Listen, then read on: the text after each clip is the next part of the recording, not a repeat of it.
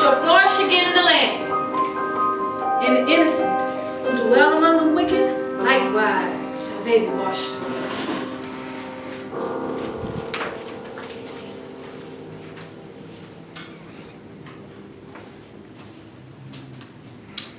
So what happened?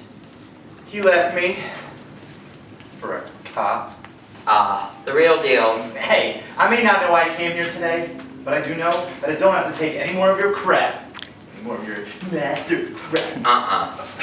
To hell with you. Game over. Where's the key? Do not stand without permission. Where's the goddamn key? Master! Master? The key. The pail. Well, can you get it for me? Asshole? Please? I'm kind of... Asshole? Are we spunky? A glimmer of assertiveness. The key? No can do. Game over. I'm leaving. Oh, you really are an asshole. Master asshole. Just want to put my clothes back on and get out of here. Pronto. My legs. I was in a car accident. See, I didn't mean to call you it. Jesus, even when I stand up for myself. No offense.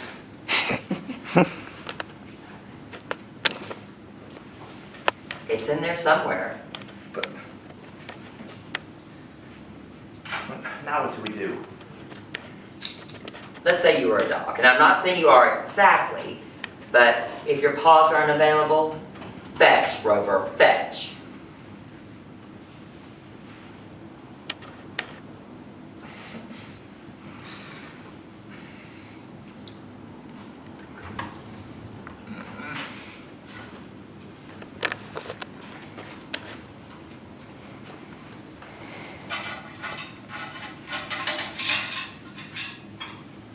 Good boy.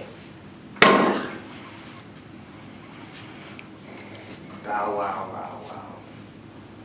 Wow. Can we lose the leash now, please? Sorry to disappoint you. Forget it. Just fits in perfectly with everything else in my life right now. You know what I have to do?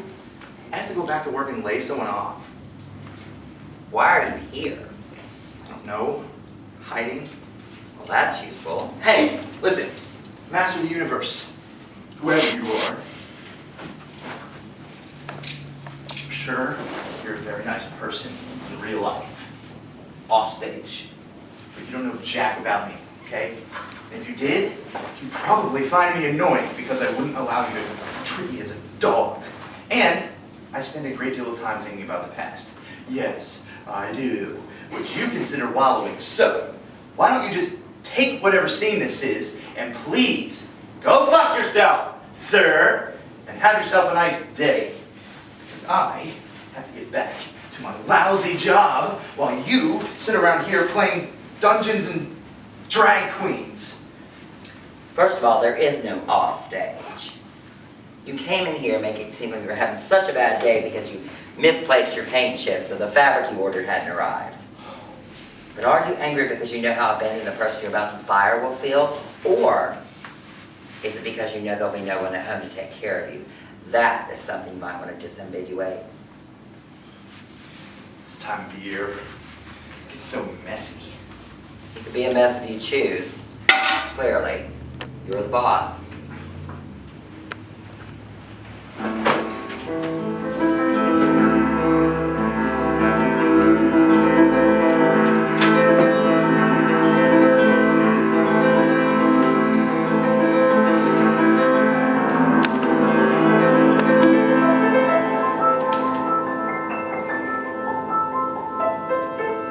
Two bodies, one limb. She pondered.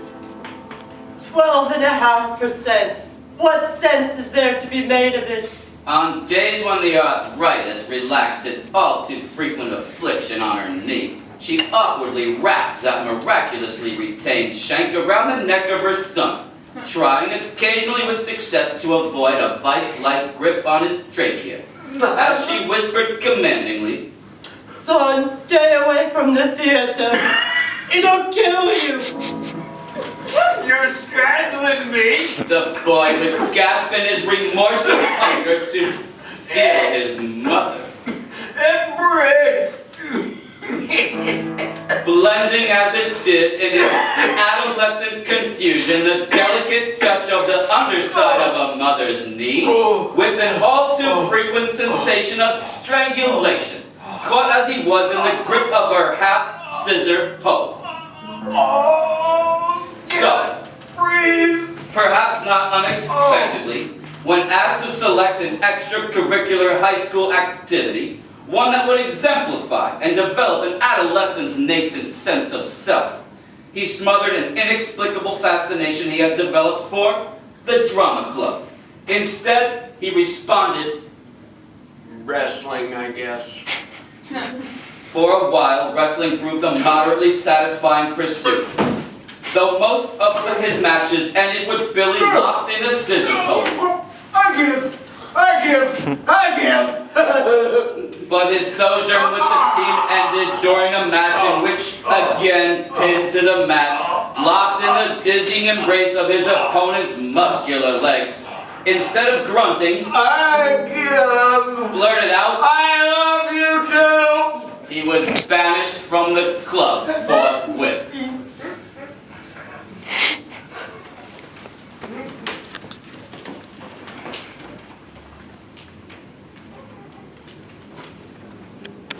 He might have felt his time was up. This last month, for no reason at all, he dragged me some place, I don't know, community center or something. They had some deal cooked up where they're giving away cameras, and all he had to do was take pictures. Nothing special, just places where you live, people you know, shit like that. No posing or nothing, just normal everyday stuff. And what a waste of film, I thought. To me, it just didn't feel right. Get a camera for nothing without having to boost it. I was sitting reading my scripture when this young man came up to me. He was eating sunflower seeds and asked if I wanted some. I seen him around with those nasty boys, so I said I got no need taking food from a sinner. He asked if faith played a role in my life. I held up my good book. He pointed up at this big old tree and said, "You see the vine wrapped around that trunk?" "Of course I do." "Well, I'm that vine," he said. "And that tree is lifting me up out of the mud, up to the light, up to where the birds fly high." He sat down a bag of seeds and he walked away. But he took a glance over his shoulders to see if I was still watching him, and he waved at me.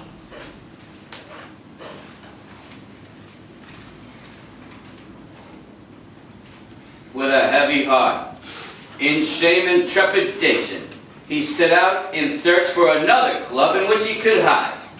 One afternoon, he found himself standing forlorn at the door of a room where auditions were in progress for The Taming of the Shrew?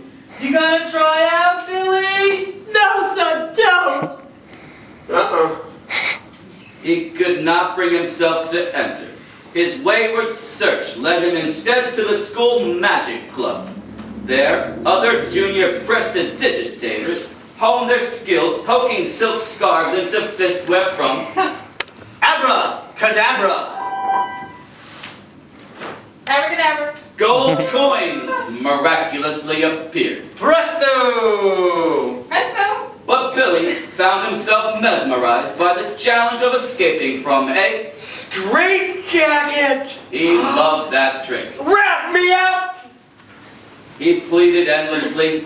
Little by little, something began to awaken deep inside Billy as he explored this thing that felt so new, so different, and yet was somehow inescapably familiar. What he felt was Trust. Hour after hour he would practice, so that by the time he finally emerged from his canvas cocoon, presto, all other members had left. Hours earlier, returning home to the waiting arms of their doting mothers, oddly, instead of getting better at the routine, it would take Billy longer and longer to excise himself from the sleeves that bound him tight. This, the other members found tiresome. One by one, they drifted away from the club. bye! See ya. Until by the end of the school's annual talent show, which in the interest of precision had recently been renamed the Variety Show, Billy was the only person left to represent the Magic Club. Who, me?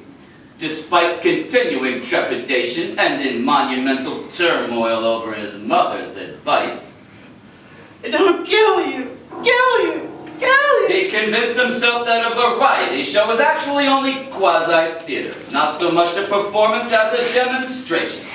This is how he came to find himself one night upon a stage in a straitjacket, this time with an audience bearing witness to his writhing and wrenching, his yanking and churning, as he strained and he thrusted, a veritable orgy of self-prestidigitation.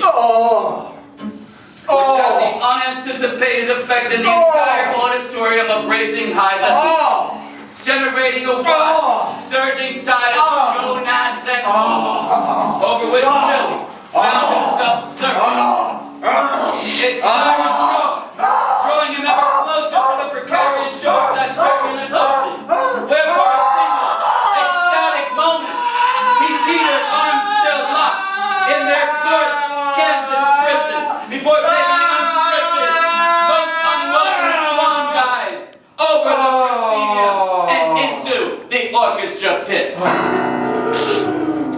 In those endless moments of unexpected flight, succumbing to the irresistible embrace of gravity, his mother's warning echoed through him. It'll kill you! Kill you! Kill you! Blending with gasps and cheers from the spectators, who were unsure if it was or was not part of the act. As consciousness slowly percolated back before the arrival of the ambulance, his eyes flooded open, and he heard first the tentative sound of one, then another, and yet another pair of hands cautiously clapping, just as he'd seen at the end of 1,000